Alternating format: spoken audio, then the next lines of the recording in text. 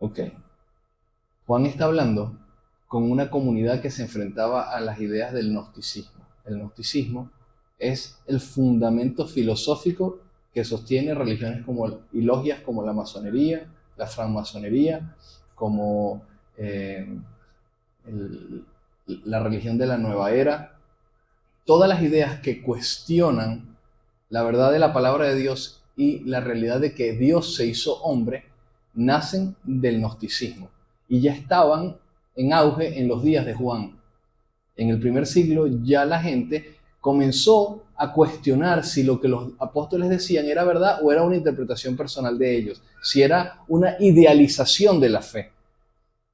Y empezaron a cuestionar temas básicos como que Jesús sí nació, Jesús sí vivió, Jesús sí murió y Jesús resucitó. Empezaban a creer que Jesús era como un fantasma, que era un espíritu y que era Dios, y como es espíritu no podía estar en la carne porque la carne es pecado, y como Dios va a estar en la carne no puede estar en la carne. Entonces Jesús en realidad vino en espíritu, como un fantasma. Para nosotros eso quizás suena locura, pero esa es la primera idea que suelta el enemigo para fundamentar la mayoría de las religiones que niegan la veracidad de la palabra. Comienzan a cuestionar, y lo que el enemigo va a hacer siempre es cuestionar directamente a aquel que es el camino, la verdad y la vida, a Jesucristo. Por eso es que ese es el espíritu del anticristo, comenzar a establecer ideas y doctrinas que vayan en dirección contraria a conocer y aseverar que Jesucristo sí fue hombre. Porque si él no fue hombre, entonces bueno, vivamos como nos dé la gana, porque al final Dios nunca nos dio un camino que seguir. Porque Dios es Dios y para él ser santo es fácil porque está lejos del pecado. Pero nosotros que estamos aquí no nos queda de otra sino pecar. Entonces, autojustificaciones como esas surgen de creencias vagas, producto del gnosticismo. Entonces, Juan comienza por la calle del medio, pichando a más de 90 millas por hora, en contra de esos argumentos diabólicos que quieren desmontar la fe y quitarle el fundamento para que entonces la fe de la gente sea una fe etérea, de interpretaciones personales, y no una fe sólida fundamentada en acontecimientos históricos, probables, verificables y palpables. Aunque no existían cámaras en ese momento para poder documentar cada uno de los milagros de Jesucristo, lo que sí existían eran los ojos de sus discípulos. Lo que sí existía era la comunidad que caminó alrededor de él y que lo seguía y que podían testificar que Jesucristo no era un fantasma, que Jesucristo es Dios completamente hombre. Y en su condición de hombre nunca se valió de ser Dios para administrar alguna capacidad superior a la humana. Es decir, cuando él caminó sobre las aguas no lo hizo porque era Dios. Cuando él le ordenó a los vientos y a la tempestad que se detuvieran, no lo hizo porque era Dios. Cuando le dijo a Lázaro, ven fuera, no lo hizo porque era Dios. Cuando resucitó, no lo hizo porque era Dios. Lo hizo porque estaba libre de pecado. Lo hizo porque tenía una comunión perfecta con el Padre. Lo hizo porque lo hizo en obediencia a lo que Dios quería que él hiciera, para dar testimonio de que Dios está por encima de nuestras limitaciones. Y nosotros vamos a estar por encima de las limitaciones humanas cada vez que permanezcamos en una completa conexión y comunión con nuestro Padre Celestial. Si llegamos a ese estado ideal de la madurez cristiana, pues caminaremos y haremos las cosas que Jesús hizo. Entonces nuestra fe tiene sentido porque estos discípulos estuvieron dispuestos a dar su vida por estas verdades, porque les querían cerrar la boca y no anulándolos, cerrándoles cuentas sociales, de redes sociales, ni nada de eso, sino querían acabar con sus vidas, porque su mensaje era una amenaza contra el status quo, contra el dominio de la carne, el dominio de Satanás a través de reyes corruptos, a través de personas que sí se hacían llamar a sí mismos dioses y exigían que los idolatraran. Pero el problema que había era que estas ideas se estaban comenzando a infiltrar en la iglesia. Los cristianos estaban empezando a preguntarse, bueno, y la verdad es que yo no estaba en Jerusalén, yo no tuve la oportunidad de conocer a Jesús, sino que me predicaron los apóstoles, me predicaron sus discípulos, y bueno, yo como que en realidad Jesús quizás no vino así como ellos están diciendo, quizás están exagerando las cosas un poquito para que uno crea. Y es imposible. Incluso a nivel periodístico, cuando tú comienzas a analizar el criterio y la perspectiva de los diferentes apóstoles y los escritos neotestamentarios, podemos observar que no hay disparates, no hay contradicciones, sino que más bien hay confirmaciones de que lo que cada uno de ellos diferente vio, vivió y experimentó con Cristo, concuerda. Cosas naturales como el orden de los factores. Quizás algunos nombran algún milagro primero y otro después. Quizás a algunos se le olvidó un milagro y a otro se acordó de otro. Eso ocurre en un poco de meses y pocos años que compartieron los discípulos con Jesús. Es normal que eso nos acontezca. Yo estoy seguro que ustedes pueden pasar una semana juntos en un campamento y después vamos a hablar de todo lo que pasó en el campamento y lo enumeramos y todos tenemos que escribir específicamente lo que ocurrió el día lunes, martes, miércoles, jueves, viernes, sábado, domingo. Y cuando llegue el momento de evaluar lo que cada uno escribió, veríamos que no escribieron las mismas cosas. ¿Por qué? Bueno, porque cada uno tiene una perspectiva distinta. A uno le gustó más un milagro, a uno le gustó más otra cosa. Eso fue lo que sucedió con los discípulos. Se acordaron de diferentes cosas y cuando las escribieron, pues quedó el testimonio de lo que ellos vivieron, pero no se contradice. Y eso es lo que nos dice, ¿verdad? Es que la palabra de Dios es real, es verdad. ¿Por qué? Tenemos suficientes argumentos históricos para decir que lo que los discípulos escribieron no fue una exageración, sino que fue literalmente lo que ocurrió. Y nosotros fundamentamos nuestra fe en lo que ellos vivieron y experimentaron, que dejaron testimonio y que la historia se dividió en un antes y un después de él, por lo que hizo. Entonces, ese es el contexto.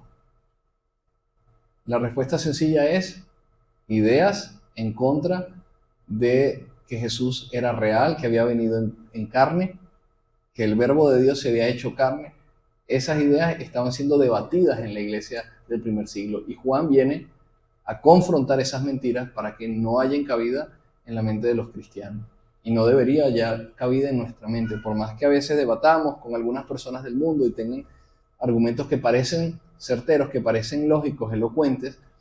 Nosotros no podemos ceder ante las presiones e incluso ante nuestra incapacidad de respuesta a veces, porque la responsabilidad nuestra es encontrarle respuesta a esas preguntas que hacen dudar a muchos. Lo leíamos la semana pasada, lo dice Pedro, que ya lo estudiamos, dice: estad siempre preparados para presentar defensa con mansedumbre y reverencia ante todo aquel que demande razón de la esperanza que hay en cada uno de nosotros. Tenemos que estar preparados, tenemos que estar capacitados, porque la gente se hace muchas preguntas. Nosotros mismos nos hacemos preguntas y no podemos quedarnos de brazos cruzados y bueno, yo toda la vida me voy a hacer estas preguntas. Yo tenía muchísimas preguntas, ahora tengo más respuestas que preguntas. Tengo preguntas, sí, pero son cada vez menos, porque mientras más me acerco a Dios, mientras más leo su palabra, más respuestas encuentro y entiendo lo esencial y fundamental que es el testimonio de la palabra de Dios en mi vida, que es un antes y un después, y es lo que Dios quiere que cada uno de nosotros experimentemos. Entonces la semana pasada quedamos en el verso 22, gracias Lucho, en el verso 22, pero de todas maneras quiero animarles, los dos estudios anteriores quedaron grabados en YouTube.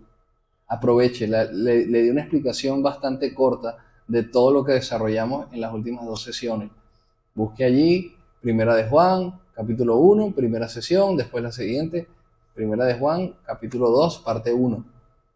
Escúchenlo, vale la pena. Después no digan que no se les dijo. Entonces, verso 22. Si no hay ninguna pregunta, ¿hay alguna pregunta después de esta introducción? Introducción un poquito larga porque de verdad que me tomó por sorpresa que no me pudieran contestar esa pregunta tan sencilla en la que he enfocado el estudio de las primeras palabras de esta carta. Bueno, el 22 dice: ¿y quién es el mentiroso sino aquel que niega que Jesús es el Cristo? Este es el anticristo, el que niega al Padre y al Hijo. Comienza a explicar que el anticristo, más que una persona que sí va a existir, que sí va a tener un tiempo de función en el plan de Dios para el final de los tiempos, es un espíritu, es un ideal, es una filosofía, es un reino que se manifiesta trayendo confusión y negando realidades objetivas de nuestra fe. ¿Okay? Porque anticristo no significa solamente que se opone, sino que significa que también lo falsifica. Satanás es es diría yo, un buen imitador. Imita en cierta forma bien las cosas de Dios, porque dice la Biblia que se presenta como ángel de luz, dice el libro de Gálatas, que así mismo se presenta como ángel de luz. Nosotros, si no conocemos realmente a Dios, Satanás va a saber engañarnos, porque él sabe cómo engañar al hombre. Si no, usted cree que fue muy ingenua Eva en el jardín del Edén cuando fue engañada por la serpiente, pero usted y yo hubiéramos hecho lo mismo. Y no solamente en aquel momento, quizás ahorita, hay muchas áreas en nuestra vida en las que Satanás está haciendo lo mismo que hizo con Eva y no nos hemos dado ni cuenta.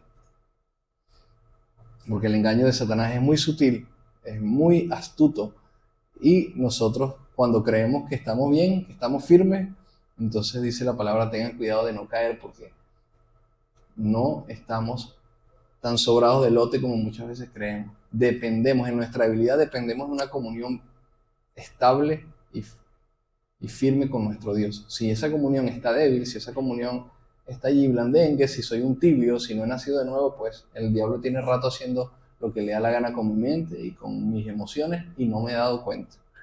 Entonces, ¿quién es el mentiroso? El que niega que a Jesucristo y al Padre. 23. Todo aquel que niega al Hijo tampoco tiene al Padre.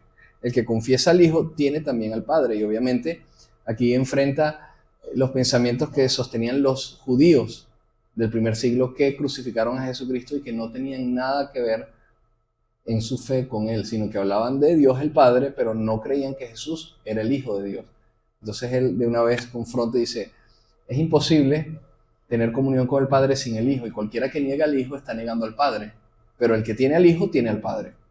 ¿Se entiende? Está fácil.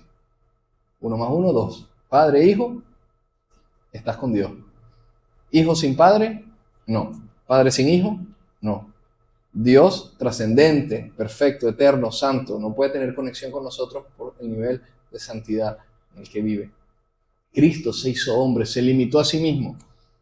Por eso es que él en Mateo capítulo 24 y 25, cuando le preguntan, dinos, pues, ¿cuándo será el día el fin del mundo, el fin del siglo? Le dicen, y él dice, nadie lo sabe, solo mi Padre que está en los cielos. ¿Por qué?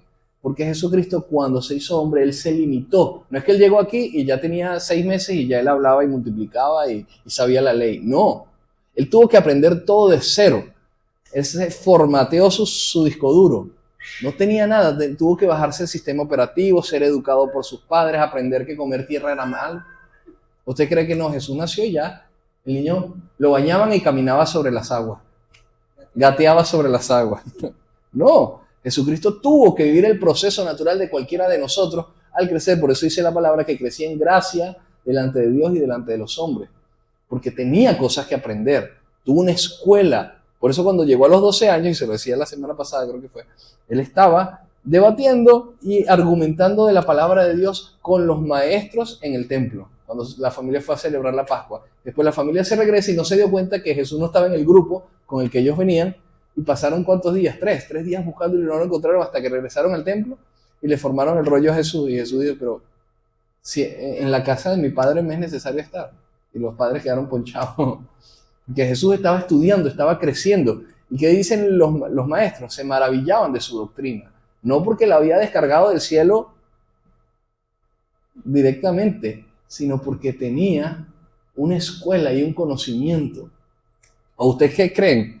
¿Para qué llegaron los sabios de Oriente con oro, con mirra e incienso? Eso era billete. Nació Cristo y ellos estaban en pobreza, nació en humildad extrema, en un pesebre, rodeado de animales, en un establo.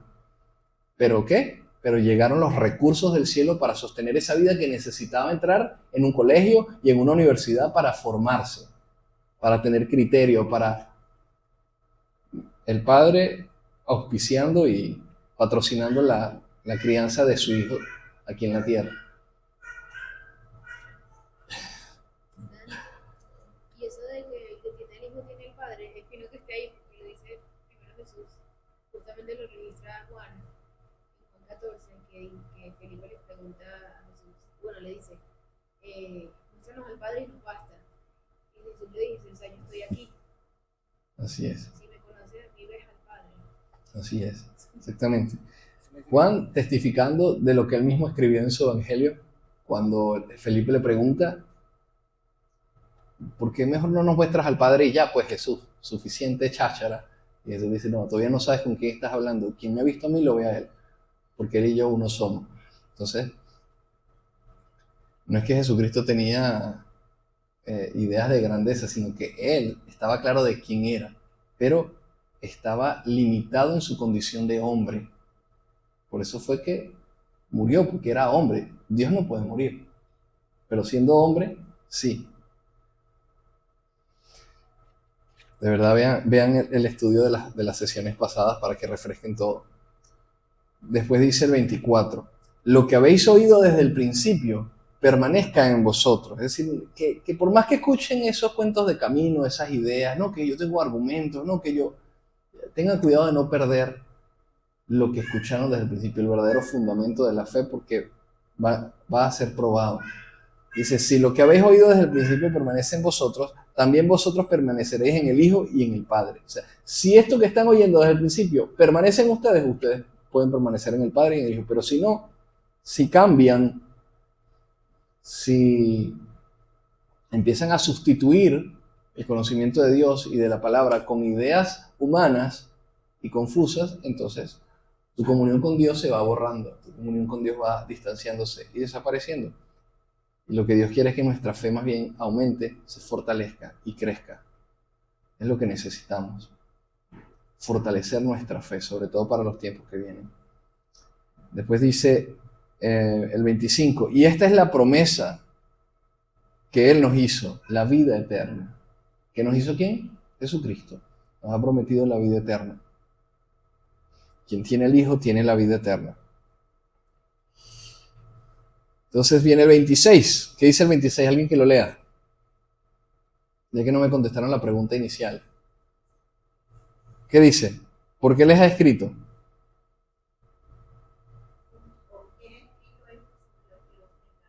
Ok, estoy escribiéndole todo esto porque los están engañando. Hay gente que les está metiendo gato por liebre. Hay gente que está predicando falsos cristos, ideas abstractas de la fe, subjetivas. Hay gente que los está manipulando, que se está aprovechando de sus emociones, porque les está vendiendo ideas complacientes, ideas que les van a permitir a ustedes autojustificarse de vivir vidas mediocres y de no vivir en santidad. Porque hoy otra vez, la razón de sostener que Jesús vino en carne y hueso y vivió de una manera santa en perfección es sumamente fundamental para nuestro cristianismo hoy, porque entendemos que si hemos recibido el Espíritu Santo de Él, entonces nosotros también potencialmente podemos vivir como Jesús vivió. Porque Él fue tentado en todo, dice la palabra, en todo. Tú y yo somos tentados constantemente, pero no respondemos como Jesús. Lo que tenemos es que aprender a responder como Jesús. No tenemos justificación, ¿no? Bueno, pero es que yo soy de carne. Dios sabe que soy de carne. No, está bien, de carne, váyase para el infierno. Porque usted amó más la carne que el espíritu que Dios le regaló, que es un don preciado para que usted lo valore, para que usted camine en la luz y no en la oscuridad. Entonces dice el 27, pero la unción que ustedes recibieron de Él, ¿por qué? Porque Jesucristo oró por sus discípulos y ellos recibieron el Espíritu Santo. Ellos oraron por sus discípulos y a su vez recibieron al Espíritu Santo. O sea, la unción tiene que ver con el respaldo, con la cobertura y con el cuidado del Espíritu Santo para guiarnos.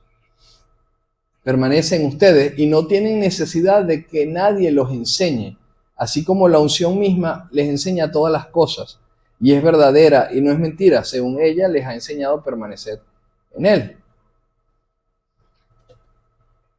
28. Y ahora, hijitos, permaneced en Él, para que cuando se manifieste tengamos confianza, para que en su venida no nos alejemos de Él avergonzados. ¿Por qué? Porque va a haber muchos que se van a avergonzar de sí mismos, no de Él. Van a alejarse de Él avergonzados. ¿Qué ocurrió con Adán y con Eva en el jardín del Edén? Vamos a hacer un poquito de memoria. ¿Qué les parece? Vamos a aplaudir a la cuenta de 3, todos juntos. 1, 2, 3. Ok, gloria a Dios. Tenemos la unción para despertar a los que estaban ya. Creí que se iban a esnucar Habían como 2 o 3.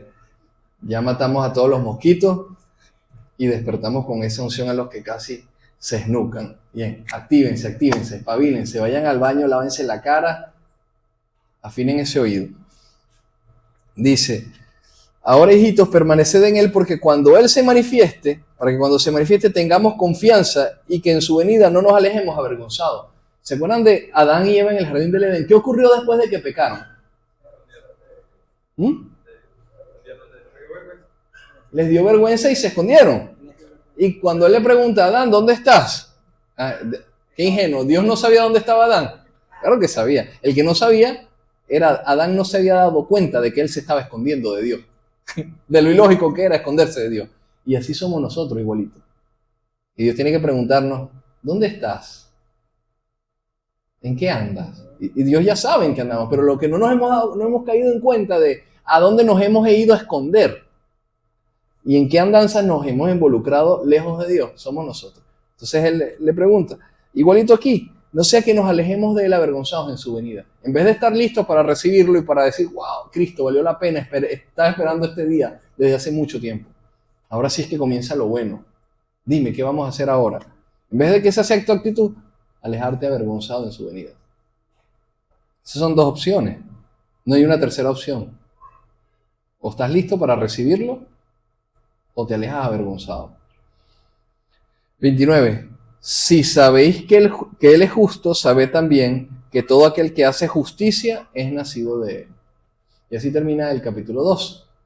¿Cómo podemos evidenciar si alguien es de Dios? Bueno, tiene que actuar en justicia. Tengo que poder examinar las áreas de su vida, y aunque es un ser humano imperfecto, pues debe haber justicia en sus palabras y en sus obras. Igualmente en nosotros. Tiene que haber justicia. Tiene que haber un celo santo por amar a Dios y por corresponderlo. No es simplemente, ay, qué bonito, Dios me ama y yo me dejo que Él me ame. Ya, ay, qué bonito. Las relaciones así no duran, déjeme decirle. Solamente duran las relaciones recíprocas. Yo amo, pero me aman. ¿Verdad, amor? Capítulo 3. ¿Estamos bien para el siguiente capítulo? Verso 1. Mirad cuál amor nos ha dado el Padre para que seamos llamados hijos de Dios. ¿Qué le parece? ¿Ha considerado alguna vez qué grande es el amor de Dios para llamarnos a usted y a mí, siendo quienes somos, objetivamente hablando, sus hijos? Imagínense por un momento todas las cosas que ha hecho a espaldas de Dios y cómo vive hoy y que Dios lo llame su hijo. Eso es amor. El deseo de Dios enviar a su Hijo unigénito para que todo aquel que en Él crea no se pierda, mas tenga vida eterna, es el amor más grande. Porque usted y yo merecíamos quemarnos en el infierno. Merecemos, todavía lo merecemos, no es que lo merecíamos, lo merecemos todavía. Lo que pasa es que Cristo vino a cambiar la historia. Cristo vino, dice la Biblia, que absorbió nuestra vergüenza para que usted y yo no tuviéramos vergüenza delante del Padre. Él cargó nuestras enfermedades, dolencias, nuestro pecado, para que seamos llamados hijos de Dios. Por esto el mundo no nos conoce, porque no le conoció a Él. Entonces, obviamente la gente no vamos a encajar muy bien en los ambientes en los que el mundo se desenvuelve con normalidad. Es decir, donde pecar es normal, donde decir malas palabras es normal, decir groserías, donde pensar con doble sentido es normal, donde tener rencor, envidia, celos, contiendas, peleas, es normal. Usted y yo no encajamos. Si es que somos hijos de Dios y nos estamos comportando como tal. No hay manera de encajar. No busques encajar si tú deseas ser un hijo de Dios. Ahora, si no quieres ser un hijo de Dios, pues haz lo que tú quieras. Pues. Pero si tú eres un hijo de Dios, no vas a encajar. Porque o tú eres la diferencia y la gente te sigue a ti, o tú te conviertes en un borrego, pisas la cruz de Cristo y sigues el mundo. Eso es lo único que puedes hacer con tu vida. O eres de influencia en tu entorno para que ellos comiencen a buscar a Dios, o tú te dejas absorber por ellos. No hay de otra. Entonces el 2 dice, amados, ahora somos hijos de Dios y aún no se ha manifestado lo que hemos de ser. Este versículo es importantísimo. ¿Cómo que no se ha manifestado lo que hemos de ser? Bueno, está hablando de nuestra naturaleza divina. Nosotros tenemos un cuerpo físico, pero dice la Biblia que Jesús nos está preparando espiritualmente una morada. Y vamos a leer, pero sabemos que cuando Él se manifieste, o sea, que cuando Jesucristo regrese, seremos semejantes a Él, porque le veremos tal como es Él. Entonces, tendremos cuerpo glorificado como Él tiene. Ahorita, nuestro cuerpo sigue limitado a las mismas cosas que cualquier otro ser humano. Aunque aquellos que caminan bajo la dirección del Espíritu Santo, como les dije al principio, Jesús caminó sobre las aguas, también podremos caminar sobre las aguas. Jesucristo sanó enfermos, sanaremos enfermos. Resucitó muertos, resucitaremos muertos. Jesucristo resucitó. Después de que muramos, usted y yo vamos a resucitar. Si somos hijos de Dios. Cuando Él se manifieste, seremos semejantes a Él, porque le veremos tal cual es. Este cuerpo caerá como un disfraz al suelo. Ya. No la ropa bien dobladita como Hollywood nos ha vendido otra vez en las películas. Nuestro cuerpo, nuestra carne, es como una carcasa. Cae y ya. Y el espíritu y el alma reciben un cuerpo nuevo. Se materializa lo espiritual. Y eso lo explica muy bien el apóstol Pablo. Lo podemos leer en un momento.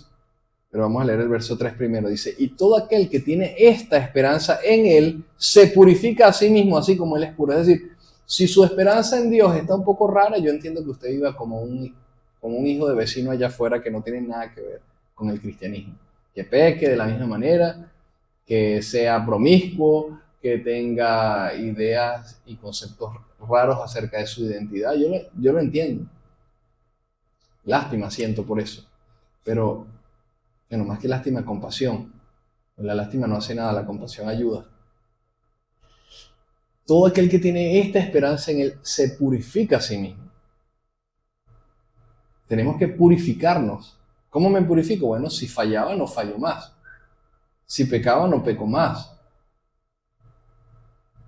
Progresivamente, cada vez menos. Se llama santificación y es un proceso, no es un evento. No va a ocurrir de un día para otro. Lo que ocurre de un día para otro es que yo ahora dejo de complacerme en el pecado y ahora yo lucho contra el pecado. Eso sí ocurre un día. Un antes y un después. Usted tiene que decidirlo voluntariamente. Pero a partir de ahí comienza un proceso donde usted va a empezar a morir a quien era para renacer en su identidad en Cristo. Una identidad que busca purificarse, que busca vivir en santidad para Él. ¿Por qué? Porque nos purificamos así como Él es puro. Y vamos a leer rápidamente en 2 Corintios capítulo 5. Este es uno de mis pasajes preferidos del apóstol Pablo porque él habla de un misterio tremendo. Cuando Jesucristo habla en Juan 14 dice, les conviene que yo me vaya porque yo les voy a preparar morada. Entonces hay un chiste por ahí bien chimbo que dice que de qué color son las habitaciones celestiales, las casas que Jesús nos está preparando en el cielo. Sí, Lucho se lo sabe. Lo importante no es el color, lo importante es que cuando habla de morada, no está hablando de un lugar está hablando de un lugar donde morar, no a la manera en la que tenemos nosotros hoy en día que tener nuestras casas, con techos, con rejas, con ventanas, con puertas. No está hablando de que Jesús está preparando una urbanización. La gente cree, y por ahí hay un montón de gente, no, yo me morí, yo fui para el cielo y yo vi, mira, wow, hay una urbanización. Y vino un ángel y me dijo, ahí está tu casa, esa es la casa que Jesús te está construyendo. Y wow, qué bonito, y cuando abrió estaba vacía. ¿Y por qué está vacía la casa? Bueno, porque no has hecho nada para llenarla. Tienes que hacer tesoros en los cielos. Okay. Estas son ideas románticas muy bonitas. Y hay ciertas iglesias por ahí, falsa doctrina, que estaban vendiendo parcelas en el cielo, prometiendo que si daban tanto de dinero, entonces iban a tener una casa más grande en el cielo, y no tiene nada que ver con eso.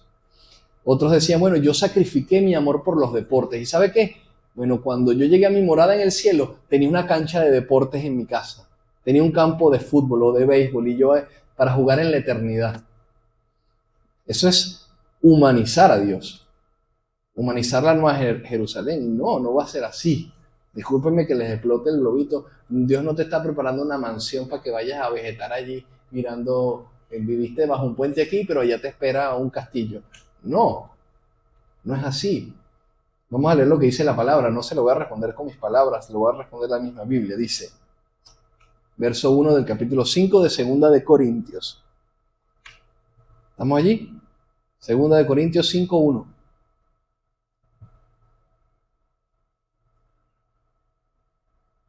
Quiero verlo. Muy bien. Dice, porque sabemos que si nuestra morada. ¿Qué pasó? Segunda de Corintios 5:1.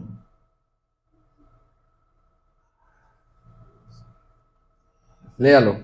Vamos a leerlo juntos, ¿le parece? 1, 2, 3. Porque sabemos que si nuestra morada terrestre, este tabernáculo, se deshiciere, tenemos en Dios un edificio, una casa no hecha de manos, eterna en los cielos. Ok, deténganse allí. ¿De qué está hablando? ¿Qué es lo que se va a deshacer? Dice, este tabernáculo. ¿Cuál es ese tabernáculo? Esa morada terrestre. ¿De qué está hablando? Cuerpo físico. No está hablando de nuestra casita en no sé dónde. Dígame aquellos que no tienen casa, wow, qué chimbo leer este versículo y creer que tiene que ver con una casa si no la tiene. Está hablando del cuerpo físico. El cuerpo es la casa del alma y del espíritu. Por medio del cuerpo podemos experimentar los sentidos y nuestra alma y nuestro espíritu pueden conectarse con este entorno o con esta realidad, con esta dimensión, con este cielo, por así decirlo. Podemos tener contacto. Pero nuestra alma y nuestro espíritu no dependen del cuerpo. Ahorita están en el cuerpo. Pero cuando muramos, lo que muere es el cuerpo. El alma y el espíritu no. Por eso es que hay gente que ha estado ahí, que ha tenido experiencias donde ha muerto médicamente y durante unos segundos o unos minutos su espíritu y su alma se elevan y viven una experiencia fuera de su cuerpo y después regresan porque Dios le dice todavía no es el tiempo. Eso sí creo que es verdad. ¿Qué habrá después? Bueno, hay una luz al final de un túnel oscuro y hay una luz y después entonces vi. Bueno, ya usted decide si cree o no. Eso no nos lo dice la Biblia. No nos habla de un túnel ni una luz al final de un túnel. Nos habla de un camino que se llama Jesucristo para salvarnos. Pero la Biblia nos dice que Dios tiene, dice, una casa eterna en los cielos, no hecha de manos. Cuando habla de edificio, no habla de un edificio así vertical, habla de estructura, de fundamento. Y está comparando el cuerpo, no lo va a comparar con digamos, un templo, con una casa como una estructura, sino que está hablando de que nuestro cuerpo se va a deshacer, entonces tenemos que tener algún cuerpo para la era venidera, para la dimensión a la que vamos, para la transición a la que entramos. Esta presente era mala termina y hay una nueva era de verdad, no nueva era de la religión, no, una verdadera nueva era donde va a reinar, dice, en los cielos donde morará la justicia. Vale, cuando hablamos de esto de que se deshace el cuerpo, tenemos un cuerpo nuevo y todo esto, ¿qué pasa con Jesús cuando se le presentan los apóstoles y le dice, pon tu mano en mi costado, pon tu mano en mi... Es exactamente eso. Ya Jesús había recibido un cuerpo glorificado. Jesucristo estaba físicamente entre ellos, lo podían tocar. Es más, comió pescado con Pedro en la playa. Caminó en Emaús, desapareció y apareció en diferentes lugares. El cuerpo glorificado es parecido al nuestro, pero no tiene las limitaciones que el nuestro tiene. La única manera de aprender del cuerpo glorificado es ver qué ocurrió con Jesús después de que resucitó. Esa es nuestra esperanza. Porque no estaba limitado por la ley de gravedad, por estar aquí y él está limitado a estar en un solo lugar al mismo tiempo porque se hizo hombre, pero ahora podía desaparecer aquí y aparecer en otro sitio. Eso fue lo que hizo en Emaús. Estaba con los discípulos, dio gracias, partió el pan y desapareció delante de sus ojos. No porque era un fantasma, porque los fantasmas no los pueden tocar. Gabriel, vamos a seguir leyendo este pasaje para que la misma Biblia conteste, pero hagan preguntas.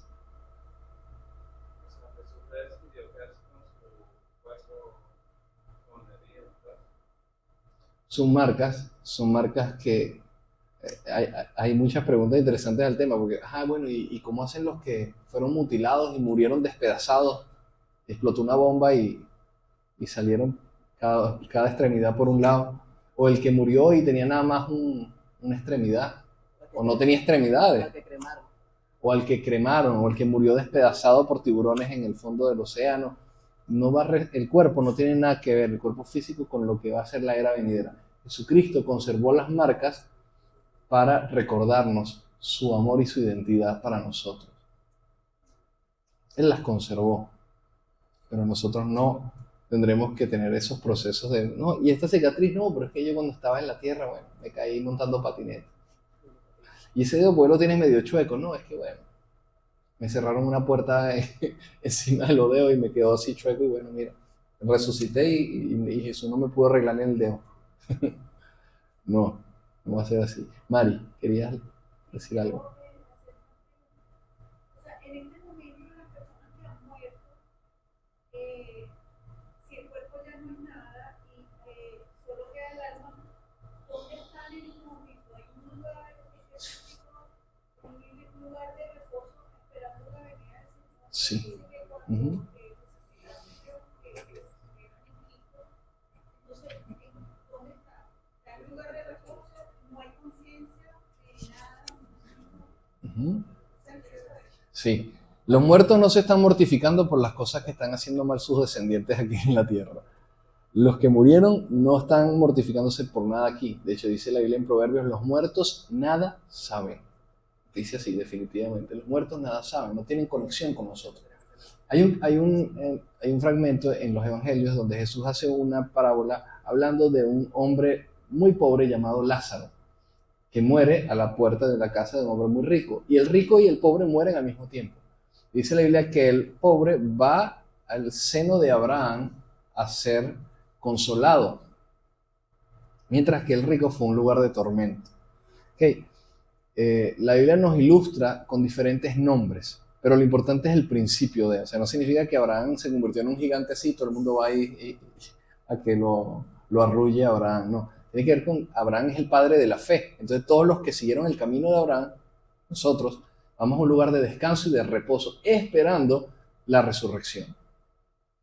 Entonces, algunos teólogos dicen, bueno, pero entonces es como si estuvieran inconscientes durante un tiempo hasta que simplemente mueres y cuando vuelves a abrir los ojos estás en la resurrección. Y pasaron, ¿cuánto tiempo pasó? Tú pestañaste, pero pasaron 2000, 3000, 4000 años hasta que Jesucristo llegó. Hablo de los que murieron hace muchos años. No sabemos con exactitud cómo, porque la Biblia no nos dice exactamente qué ocurre. Lo que sí sabemos es, a nivel de principio, que al morir vamos a un lugar de descanso, de reposo, y estamos esperando la esperanza de nuestra fe, que es el regreso de Jesucristo. Que los que murieron primero resucitarán de los muertos y luego los que estemos vivos seremos arrebatados juntamente con ellos para recibir al Señor en las nubes. Uh-huh.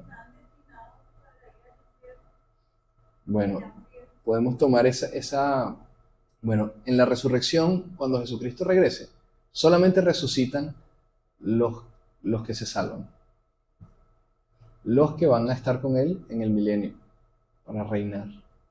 Los otros no. De hecho, dice Apocalipsis 20, los otros muertos que no habían resucitado antes resucitan allí en Apocalipsis 20, en el juicio del gran trono blanco. Después del milenio se abrirán los libros donde está escrito todas las obras de la humanidad y vendrá el juicio final. Ese es el juicio final.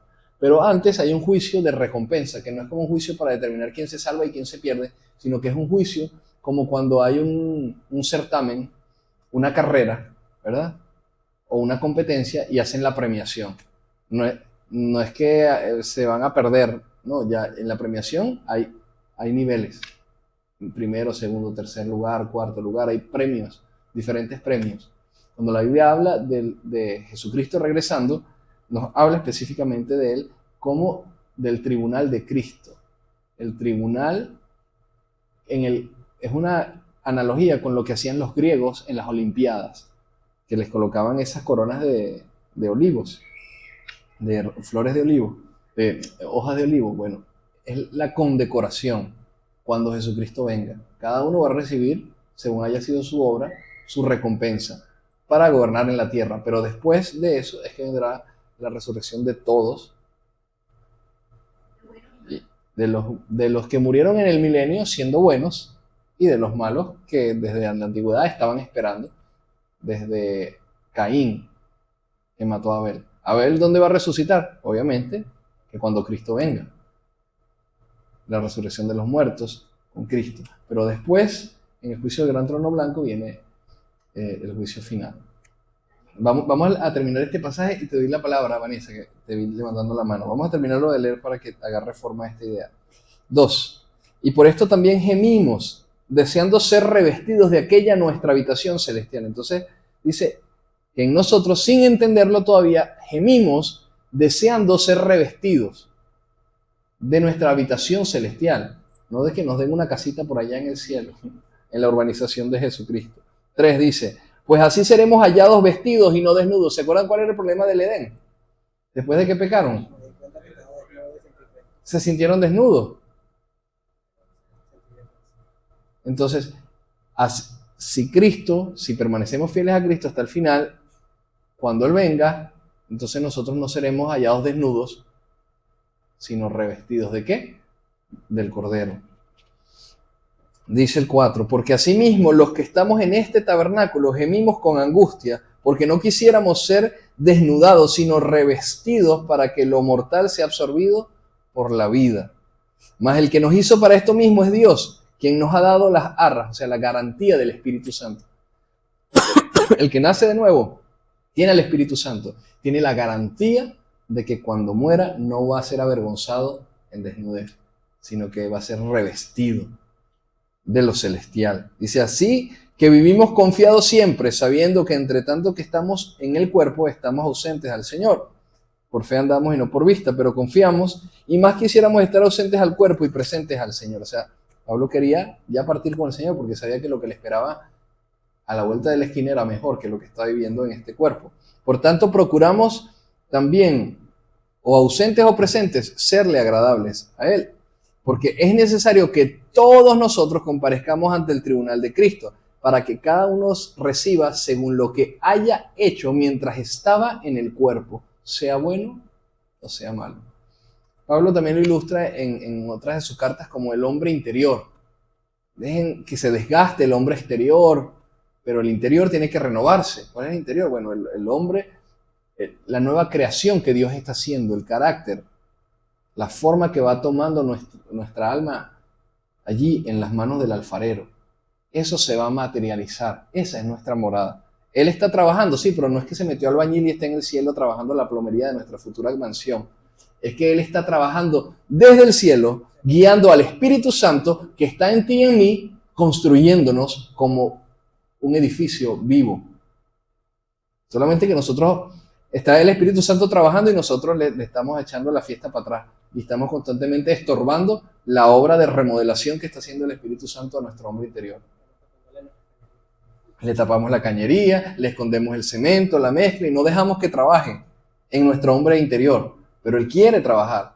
De hecho, por eso dice, el que comenzó la buena obra la perfeccionará hasta el día de Jesucristo.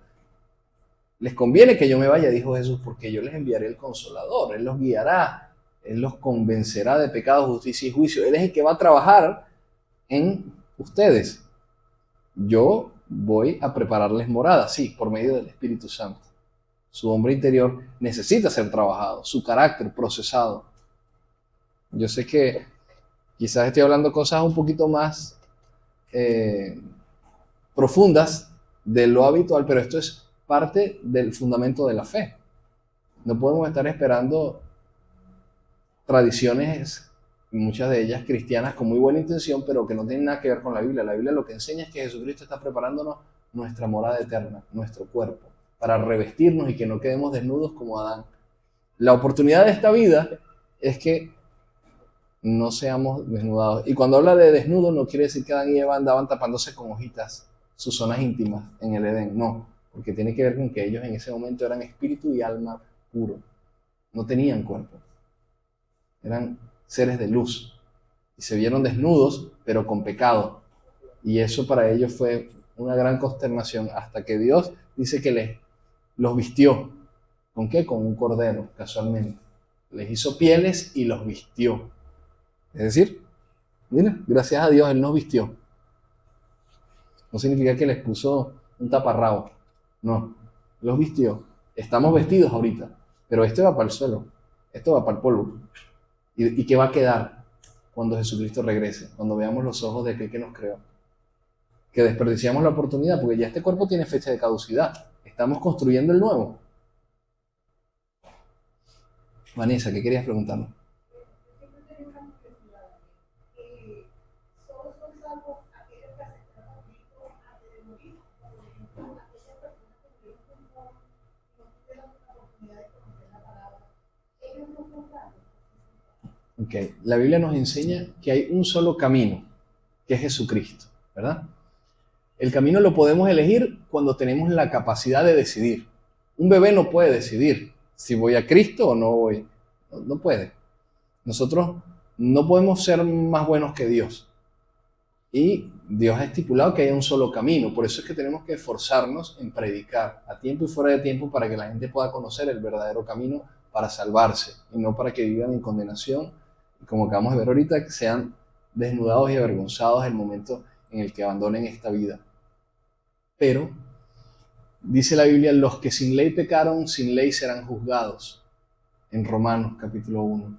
También nos enseña la palabra que el juicio le compete a Dios. Nosotros no podemos decir, este se salvó, este fue para el infierno. ¿Por qué? Porque no sabemos quién en el último momento se arrepintió realmente. El ladrón que murió al lado de Jesucristo se arrepintió. Y quizás diríamos, no, pero ¿de qué vale arrepentirse ahí? Es muy fácil. Bueno, pero Jesús le dijo, te aseguro que estarás conmigo en el paraíso, porque su arrepentimiento fue real. Porque si él hubiera sobrevivido a esa crucifixión, ese hombre se baja de la cruz siendo un hombre diferente al que habían crucificado inicialmente. Ese hombre hubiera sido un discípulo más de Jesucristo si hubiera sobrevivido a la cruz. Pero como ya no le quedaba más tiempo de vida, él tomó la decisión en ese momento y murió. Pero tenía garantizado, porque quien evalúa, quien puede juzgar correctamente el destino de los hombres es nuestro Dios. Por eso es que nosotros nos esforzamos por garantizar lo que podemos garantizar nosotros, que es lo que la palabra de Dios nos dice. Tenemos que acercarnos a Él, tenemos que conocer a Jesús, tenemos que entregarnos, tenemos que nacer de nuevo. Es fundamental, porque tenemos uso de razón, tenemos raciocinio, podemos entender la palabra, podemos orar, podemos buscarlo, podemos comenzar a hacer buenas obras, podemos dejar a Jesús entrar en nuestra vida, podemos oír y dejarle la puerta abierta para que Él pase y nos reforme desde adentro hacia afuera. Pero en cuanto a la gente que pasa de este mundo y no tuvo la capacidad de decidir, pues Dios los tiene en su redil, cuida de ellos. Yo he escuchado testimonios hermosísimos donde gente ha ido al cielo, a la Nueva Jerusalén, y ven como una pradera gigantesca con un montón de niños, cientos, miles de niños, y Jesús jugando con ellos y predicándoles y hablándoles de Él, y ellos gozándose y disfrutando allí y creciendo. Y me toca mucho el corazón recordar que esta persona dice, Jesús, ¿y quiénes son ellos? Bueno, ellos son todos los niños que han sido abortados en la tierra, que no tuvieron la oportunidad de nacer, pues ahora nacen aquí y tienen la oportunidad de ser levantados y de conocerme directamente. Entonces, fíjate, los que son abortados, los que mueren muy tempranamente, los que mueren pero nadie les predicó nunca. ¿Cómo hacemos? ¿Para el infierno? Bueno, Dios es el único que sabe para dónde van, porque Él va a juzgarlos justamente. Y por eso ese versículo en Romanos para mí es fundamental. Los que sin ley pecaron, sin ley serán juzgados.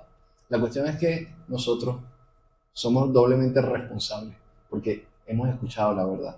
Ahora sabemos cuál es el camino. Y darle la espalda nos deja sin excusas delante de Él. Bien. Okay. ¿Hay alguna pregunta más? Llegamos al final de nuestro estudio. ¿Qué verso hicimos? Hicimos segunda de Corintios 5, del 1 al 10. Sí se entendió, ¿verdad? Quedó clarito y raspado. Nuestro hombre interior, Jesucristo regresa, se materializa lo espiritual. De hecho, el quinto o el sexto sello de Apocalipsis, ya le voy a decir cuál es, pues está en Apocalipsis capítulo 6. Que a veces me confundo. El sexto sello, Apocalipsis 6:12, dice, y miré cuando se abrió el sexto sello, aquí un gran terremoto, y el sol se puso negro como tela de silicio, y la luna se volvió toda como de sangre. las estrellas del cielo cayeron sobre la tierra, como la higuera deja caer sus higos cuando es sacudida por el fuerte viento, y el cielo se desvaneció como un pergamino que se enrolla. Y eso es lo que va a ocurrir. El velo entre lo espiritual y lo físico en el sexto sello va a ser removido. Por eso es que va a ser tangible. Ángeles, demonios, todo eso la gente lo va a ver. Por eso es que aquellos que se dejen marcar por el anticristo en los tiempos venideros no van a estar, ay, me engañaron, ingenuamente caí. No, ellos estaban viendo en qué se estaban metiendo. Ellos estaban claros de con quién se estaban comprometiendo, porque ya no era una idea abstracta o un discurso religioso. Es lo que sus ojos están viendo. Seres espirituales materializados y causando estragos, porque eso va a ser bastante fuerte. Pero el que persevere hasta el fin, ese será salvo. Llegamos entonces al comienzo del capítulo 3.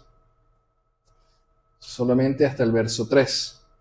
Dice, todo aquel que tiene esta esperanza en Él se purifica a sí mismo como Él es puro. Y el 2, el anterior, dice, amados, ahora somos hijos de Dios y aún no se ha manifestado lo que hemos de ser, pero sabemos que cuando Él se manifieste, seremos semejantes a Él porque le veremos tal como Él es. Amén. Bueno, si no hay preguntas, vamos a orar.